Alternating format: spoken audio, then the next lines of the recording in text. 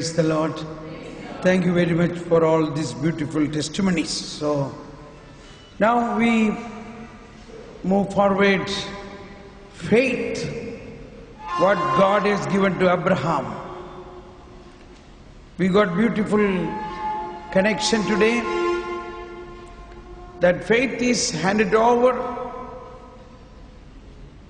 through Jesus Christ, through Holy Spirit, into every one of us.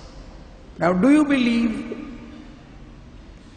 Have you received that faith fully? What is given to Abraham? Have you received it fully? Yes or no? Now, these are important convictions we need. Jesus said, if you have faith as much as of a mustard seed, if you have faith as much as of a mustard seed, nothing is impossible for, can you complete that? Nothing is impossible for God. So this is all what you said. But that is nothing very special. Nothing is impossible for God is a very simple thing. That is not what Jesus said.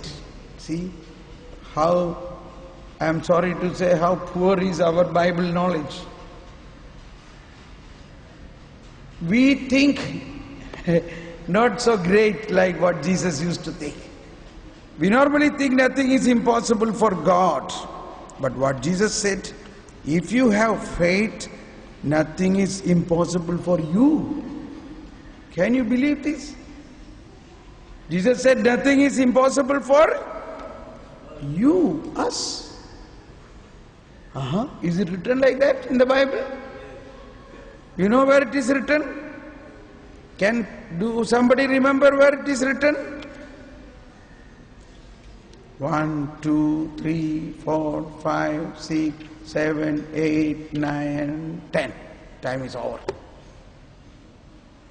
You got it? Where it is written? Anybody? Nothing is impossible for you. Matthew 17:21. Matthew 17:21. I read from the beginning. ईसा ने उनसे कहा, अपने विश्वास की कमी के कारण मैं तुमसे कहता हूं, यदि तुम्हारा विश्वास राई के दाने के बराबर भी हो और तुम इस पहाड़ से कहें और तुम यह पहाड़ से यह कहे, यहाँ से वहां तक हट जा, तो यह हट जाएगा। और तुम्हारे लिए कुछ भी असंभव नहीं होगा। किसके लिए? तुम्हारे लिए। किसके लिए? सब लोग बोलिए, तुम्हारे लिए। For nothing is impossible for you. सब लोग हाथ उठा के दोहराइए, और तुम्हारे लिए, ऊंची आवाज से, तुम्हारे लिए कुछ भी असंभव नहीं होगा। Nothing is impossible for you, for me. विश्वास नहीं हो पा रहे हैं ना? When I heard first time, I also could not believe this. I said, I must go and find out. Maybe something wrong he read in the Bible. But it is not wrong. So, मतलब क्या है? ये राई के दाने के समान, राई के बराबर, राई के दाने के बराबर भी हो। वो राई के दाने के बराबर विश्वास का मतलब क्या है? If you have faith as much as the size of a mustard seed. Everybody raise your hands. Are you with me? Hallelujah. बोलो प्रभु यीशु क्रिस्त की। नहीं हुआ, बराबर नहीं हुआ। ये राई का दाना का बच्चा हो गया, पहाड़ जैसा होना चाहिए। बोलिए, बोलो प्रभु यीशु क्रिस्त की।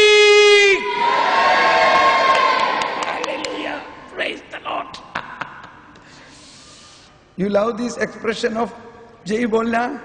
अच्छा लगता है क्या? मुझे बहुत अच्छा है. But only I can do it in Hindi area, you know. After day after tomorrow. But in Kerala also I do it. In big Bible convention, I speak little Hindi and sing Hindi. मेरा कव्वाली अच्छा लगा क्या? Qawwali, you know. These are masterpiece. Nobody else can sing that. I myself cannot sing it often. Okay. Everybody pay special attention. आप लोग बहुत ज्ञान से सुनिए. What is the meaning of this expression? राई के दाने के बराबर. If you have faith as much as of a mustard seed. Faith means faith in whom? Faith in God. Faith in God, राई के दाने के बराबर. And he says, nothing is impossible for you. Nothing is impossible for you. और तुम्हारे लिए कुछ भी असंभव नहीं होगा. तुम्हारे लिए. 720 है यहाँ पर. You know, it's very interesting to understand. I explained yesterday that God is infinite. And from that infinite God, if you get a particle, how much it is? How much it is? Infinite. मैंने कहा था कि प्रभु आने दो. देखो, अरे उसको पकड़ के लेके गया. प्रभु ने कहा बच्चों को मेरे पास आने दो. ओके. सुन रहा है? प्रभु ने कहा no. God is infinite. Infinite को हिंदी में क्या बोलेगा? अनंत है? अनंत है. उस अनंत में से जरा सा, थोड़ा सा हमको मिला तो हमको क्या मिला? क्या मिला? जोर से बोलिए. अनंतता. मैथमेटिक्स है. Infinite divided by anything is infinite. सब लोग बोलिए. Infinite divided by anything is infinite.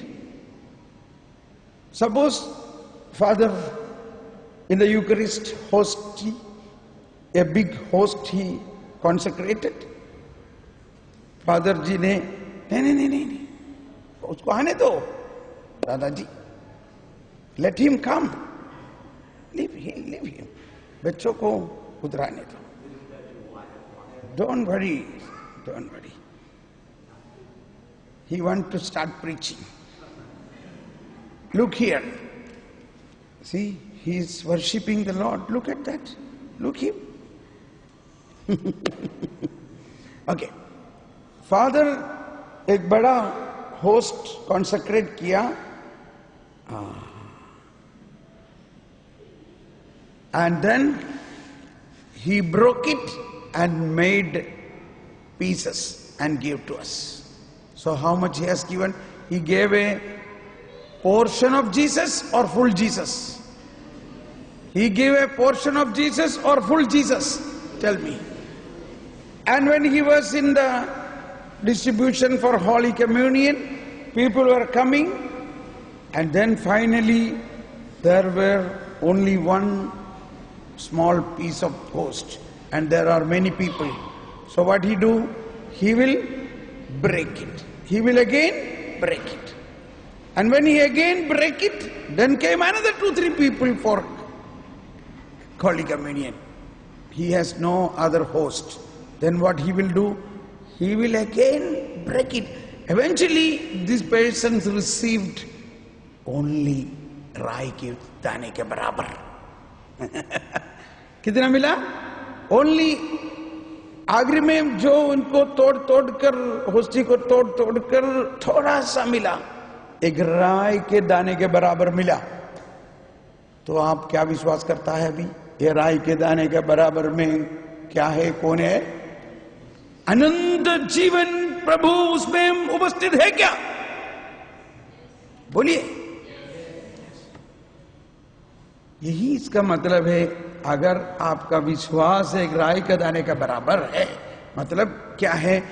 विश्वास किस पर है? विश्वास प्रभु पर है। प्रभु अनंत है, वो अनंत इन्फिनिट प्रभु का जरा सा आशीर्वाद, जरा सा हमको मिलेगा तो हमारे अंदर अनंत जीवन मिलता है। अगर ये विश्वास है तो प्रभु हमारे हृदय पर कैसे निवास है? संपूर्ण रूप से निवास है।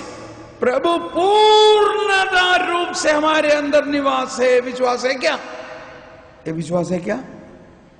अगर वो विश्वास के साथ आप प्रार्थना करता तो nothing will be impossible for God. Nothing is impossible for whom? Nothing is impossible for us. Once, the day I was so strongly convinced about this, nothing is impossible for you. And that day, evening, a woman from America called me. She was in panic because she is a mother of 3 little children, and she was diagnosed.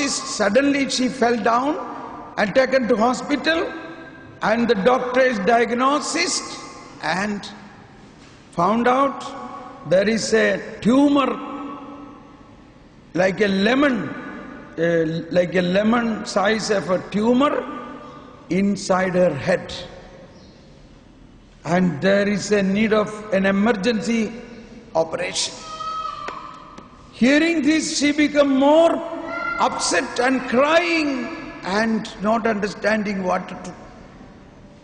Emergency operation. Tomorrow she has to come again to fix the date for operation, things like that.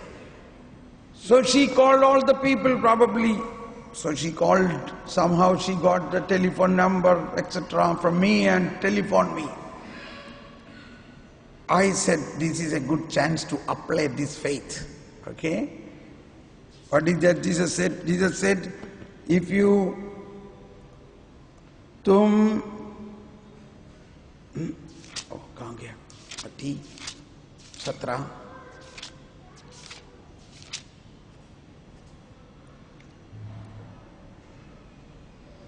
यदि तुम्हारा विश्वास राई के दाने के बराबर भी हो और तुम इस पहाड़ से कहो यहां से वहां तक हट जाओ। अभी यहां पर पहाड़ क्या है? पहाड़ क्या है यहां कर? ये क्या बोलता है? ट्यूमर। सिर में, ब्रेन में एक ट्यूमर है, बहुत खतरनाक है, वो मर सकती है। तो मैं उस वक्त जर्मनी में कहा था, जर्मनी से अमेरिका में रहने वाली इस बहन जी का सिर में जो पहाड़, क्या है पहाड़? पहाड़ एक ट्यूमर है। और मैं कहा, प्रभु मैं विश्वास करता हूं और मैं उस विश्वास के साथ कहता हूं, ये ट्यूमर हट जाओ। प्रार्थना किया। Praise the Lord. Next day when she went to the hospital and in the scanning, that is not there. That is not there. Praise the Lord. That is not. My dear friends, विश्वास। लेकिन मेरा बोलने का मतलब ये सब प्रभु ने हमें इसलिए सिखाया है। ये ऐसा बीमारी का और परेशानी का पहाड़ हटाने से एक बात है, लेकिन दूसरी बात यह है कि इंसान को अपना पाप का पहाड़, अपना पाप, अपना परेशानी, अपना पापमय अवस्था का पहाड़ हटाने के लिए क्या करना चाहिए? क्या करना चाहिए? सिर्फ राई के बराबर विश्वास काफी है। वही इसका मतलब। प्रभु ने जहां जहां विश्वास विश्वास विश्वास बोलता है, ये सब का मतलब यह है कि अगर तुमको विश्वास होता तो तुम्हारे अंदर में कितना भी पापमय अवस्था होगा, उस पापमय अवस्था का पहाड़ हट जाएगा। हम लोग बहुत चीज गलत समझते हैं। अभी मैंने कल थोड़ा सा बताने लगा। Yesterday I revealed, I spoke about how Adam and Eve was led from paradise free. The same way, all of us are children of God from the same father Adam and mother Eve. If you think God is a punishing God, you will get punishment, because that is your faith. You receive according to your faith. So what is our faith? Our faith is God is a compassionate, loving and merciful God who never punish even a sinner. This is what Jesus wanted to teach us about faith. The Pharisees and the scribes were judging others, punishing others. But Jesus came, He never judged others, He never punished others. Do you see such type of a Jesus in our life? In the Gospels, many places, there is a triangular situation. That is Jesus and Pharisees and sinners.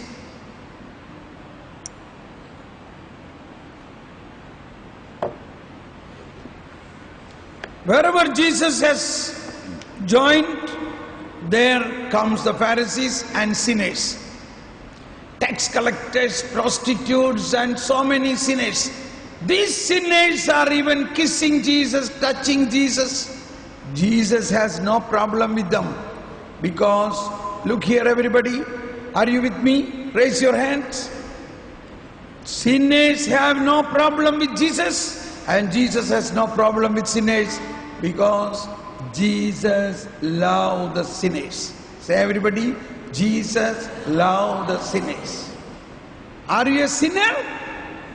Are you a sinner? Yes. Then Jesus loves you. Today, Father was mentioning about our Pope.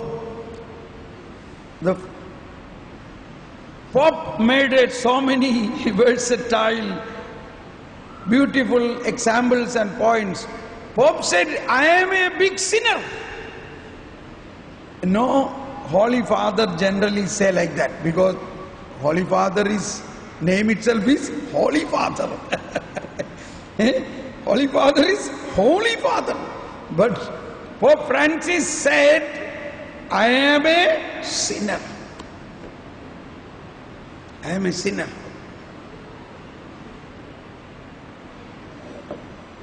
So, this conscience about our sin, that we are all sinners. Now the next thing we must know is that Jesus loves a sinner. That is the good news. Good news in the Bible is God loves a sinner. God never punishes a sinner. It is the Pharisees and the scribes. They go behind the sinners, find out their sins, and even they will stone them and kill them. This is called Pharisee attitude. Pharisee attitude. So there are two attitudes. One is the attitude of a Pharisee, another is an attitude of Jesus. Jesus' attitude is compassionate, merciful, loving towards a sinner. But Pharisee attitude is judging, criticizing and punishing attitude. Now pay attention everybody. I am going to bring you something very beautiful now. Everybody raise your hands, clap your hands. Hallelujah, hallelujah, hallelujah. Now triangle. I suggested there is a triangle, correct? Show me like this. This is triangle, not heart. Triangle. In this triangle, this is Jesus, this is sinner, this is Pharisee. This is the situation in the Bible. But what is our situation? Today, pay attention, everybody. Are you listening me? Careful, careful, ready? Today, Jesus is in me, Jesus is in you, okay? A sinner is also in us, correct? Correct? But also a Pharisee in us. But also a Pharisee in us. Do you realize it? You know, whenever I was reading that, I was critical. Why these Pharisees are shouting at the sinners? Why these Pharisees are judging even Jesus? But later on I realized, oh my God, I am doing the same thing. So I am in fact having Jesus in me and a Pharisee in me. This Pharisee nature in me is actually opposition to the kingdom of God in me. Praise the Lord. समझ में आया?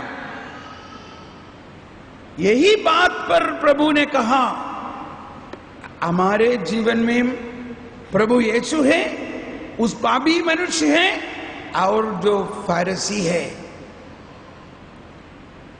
प्रभु यीशु को पापियों के साथ बहुत प्रेम था, पापियों को दंड नहीं देता है, क्योंकि प्रभु आया किसके लिए? पाप को हटाने के लिए। तू जितना बड़ा पापी हो, तुम मेरे पास आओ, मैं तुम्हारे पाप हटाने के लिए आया है, मिटाने के लिए आया है। इसलिए तुम पापी होने के नाते मुझे कोई तकलीफ नहीं। लेकिन अगर तुम एक फरीसी हो, तुम्हारे एटीट्यूड अगर फरीसी के जैसा हो, तो तुमको बचाना मुश्किल है। इसीलिए मत्ती का सुसमाचार अध्याय 7 में प्रभु ने कहा, दोष नहीं लगाओ। अध्याय 7:1, दोष नहीं लगाओ जिससे तुम पर भी दोष न लगाया जाए, क्योंकि जिस प्रकार तुम दोष लगाते हो उसी प्रकार तुम पर भी दोष लगाया जाएगा, और जिस नाप से तुम नापते हो उसी से तुम्हारे लिए भी नापा जाएगा। जब तुम्हें अपनी ही आंख की घृण का पता नहीं, तो तुम अपने भाई की आंख का तिनका क्यों देखते हो? जब तुम्हारी ही so do not judge others. When you judge others, you are judging yourself. This attitude of the Pharisees, ये जो फारिसी का ये स्वभाव हमारे अंदर से हटाना चाहिए। अगर प्रभु का अनुभव होने के लिए, प्रभु का अनुभव आप चाहते हो, तो प्रभु का अनुभव मिलने के लिए सबसे बड़ा रुकावट यही है, हमारे अंदर दूसरों को जो दोषी ठहराता है। We are judging others.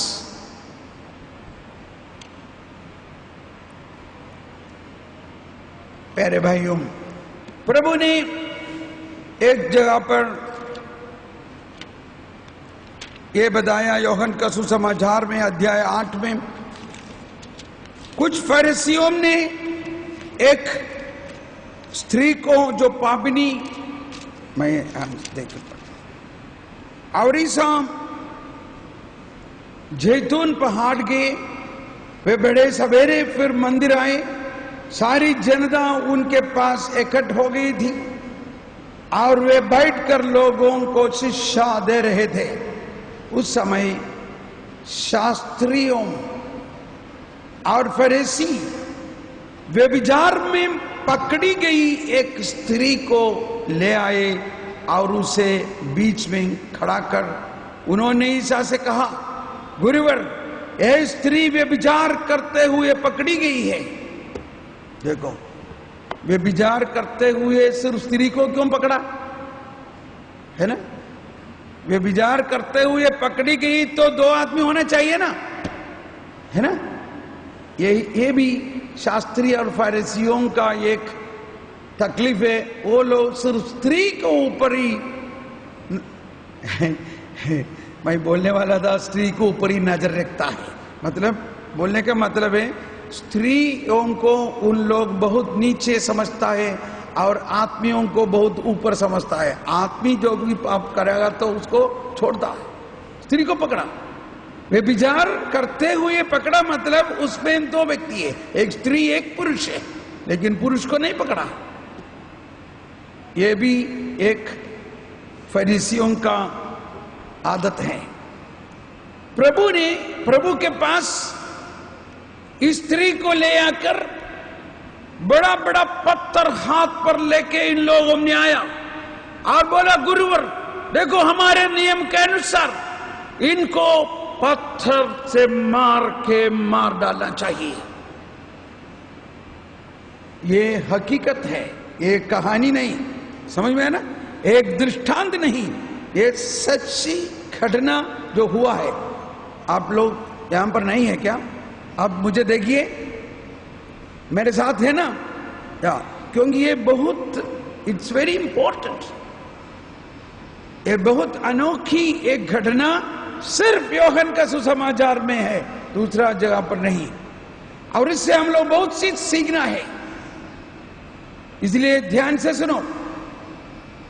और प्रभु यीशु नीचे कुछ लिखते रहा, वो बिल्कुल इसको ध्यान उतना नहीं दिया।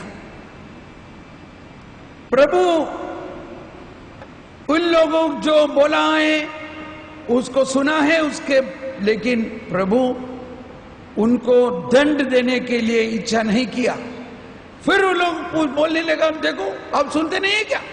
हमारा मूसा नबी का आज्ञा के अनुसार इसको पत्थर से मार डालना चाहिए। यही था पुराना विधान। तो यहां पर हम देखते हैं यही बात है, पुराना विधान और नया विधान का फर्क क्या है? सब लोग हाथ उठाइए। मैं क्या बोला? पुराना विधान और नया विधान का फर्क क्या है वो यहां पर हमको दिखाता है, देखता है। पुराना विधान के अनुसार अगर पाप करता है तो उसको शिक्षा देना चाहिए, उनको दंड देना चाहिए, यहां तक भी उनको मार डालना चाहिए। लेकिन वो पुराना विधान को दूर रखते हुए एक नया विधान आ गया है, वही प्रभु यीशु। नया विधान पर दंड नहीं देता है। देखिए उन्होंने क्या कहा, इन लोग बहुत जोर से बोलने से प्रभु ने कहा, अच्छा पत्थर मारिए, लेकिन आप में से जो निष्पाप है वही उन्हें पहले पत्थर मारिए। जो whoever has not done a sin, let him first stone her। सब लोग देखिए यहां पर वो लोग बहुत निश्चय था, दृढ़ था कि इनको पत्थर मार के मार डालने के लिए ऐसे खड़े थे। देखो मारो मारो इसको, पत्थर मारेगा, अभी मारेगा, बोलते ऐसे खड़ा था। उस वक्त प्रभु ने कहा, देखिए अच्छा आप में से जो निष्पाप है उन्हें पहले पत्थर मारिए। उसी वक्त ये जो लोग फरीसी लोग जिसको बहुत गुस्सा से पत्थर मारने वाला था, उन लोगों का हाथ वैसा ही नीचे हो गया और पत्थर वहां पर गिर गया और उन लोग अपने आप उन लोग वापस चले गया।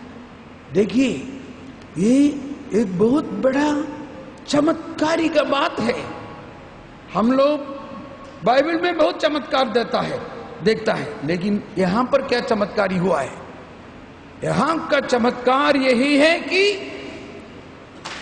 देखो, आप लोग सब लोग इधर उधर बात करके बैठा है, आप सुनता नहीं मेरा बात। सब लोग हाथ उठाइए। देखो, ये बहुत it's a very important thing I am speaking. Sorry, समझ में आया? प्रभु का उस कृपा, प्रभु का उपस्थिति, प्रभु का नया विधान का उस धार्मिकता इन शास्त्रियों को, इन फरीसियों को हृदय को छुआ है। और उनको क्या हो गया? उनको जो चीज वो करने वाला था वो नहीं कर सकता अभी। मतलब वो क्या करने वाला था? वो मार डालने वाला था। वो क्या करने वाला था? वो मार डालने वाला था। वो बहुत बड़ा पाप करने वाला था। उतना बड़ा पाप करने वाला वो लोग जो पत्थर से मारने के लिए दृढ़ निश्चय होते हुए आया, उनका हृदय को प्रभु ने सिर्फ उनका एक बदन से छुआ। और उन लोग जो करने के लिए आया, उन लोग जो मार डालने वाला था, जो पाप करने वाला था, वो पाप नहीं कर सकता। और वो पाप करने से पीछे गया, वो पत्थर वहां पर छोड़कर चले गया। पत्थर मतलब प्रभु का धार्मिकता इंसान को अपने पाप से क्षमा देने वाला सिर्फ नहीं, प्रभु का जो धार्मिकता से छुएगा तो इंसान पाप नहीं कर सकता। इंसान पाप नहीं कर सकता। ऐसा अवस्था पर प्रभु बनाएगा। That is Jesus. ये शिक्षा मतलब दंड देने वाला है, लेकिन दंड क्या है? दंड उनको मार डालना है। वही विधान में लिखा है, तुम किसी को मार नहीं डालना है ना? You shall not kill. प्यारे भाइयों, तो हमारे विश्वास यही है, ये होना चाहिए, प्रभु यीशु सिर्फ हमारे पाप से मुक्ति देने वाला सिर्फ नहीं है, प्रभु यीशु का उस धार्मिकता और उनका कृपा हमें मिलेगा तो हमारे अंदर में ऐसा पवित्रता आएगा कि हम पाप नहीं कर सकता है। We cannot do sin. The Lord's power will overflow in us that we cannot do sin. Praise the Lord. So इस घटना द्वारा प्रभु ने 4 बात हमें सिखाता है। पहला बात यही है कि ये दो धार्मिकता का अंदर क्या है? What is the difference between these two spirit righteousness of the Pharisees and the righteousness of Jesus? What is the difference?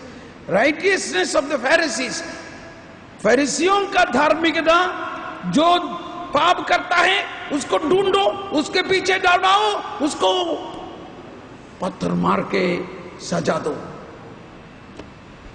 लेकिन प्रभु यीशु का धार्मिकता का, पापी का पीछे जाओ, उसके ढूंढो, उसको जान देकर बचाओ। समझ में आया? फरीसी का धार्मिकता क्या है? पापी का पीछे जाओ, उसको ढूंढो, उसको सजा दो, उसका जान लो, उसको मार डालो। प्रभु का धार्मिकता, पापी का पीछे जाओ, उसको ढूंढो, उसको जान देकर बचाओ। समझ में आया? उसको जान देकर बचाओ। See, this is the paradox. This is a totally opposite righteousness. ये दोनों बहुत अंदर है। हम लोग एक कौन सा धार्मिकता में विश्वास करता है? कोई डाउट नहीं है, हम प्रभु यीशु का धार्मिकता। क्या सचमुच प्रभु यीशु का धार्मिकता में विश्वास है क्या? ना उसका बीच में इस फरीसी का धार्मिकता हमारे अंदर घुस गया क्या? समझ में आया? सचमुच में हमारे अंदर दोनों है। यही मुझे अनुभव हो गया कि मैं एक तरीके, अच्छा हम लोग 4 बात के बारे में बोला ना। पहला चीज, ये दो धार्मिकता का अंदर क्या है, फर्क क्या है। And second point, Jesus saved this woman from this man. And third is Jesus saved the man from doing the sin. And fourth is Jesus forgive that woman who already did the sin. And Jesus gave her more strength that she shall not do it again. तो 4 बातें यही है कि पहला चीज, ये दो धार्मिकता का फर्क क्या है। दूसरा चीज, प्रभु ने उस स्त्री को इस फरीसियों का दंड से बचाया। और तीसरा, प्रभु ने स्वयं उनको दंड नहीं दिया, उनको क्षमा दिया और उनको दूसरा शक्ति दिया कि पाप न करने के लिए। और 14, प्रभु ने इस फरीसियों को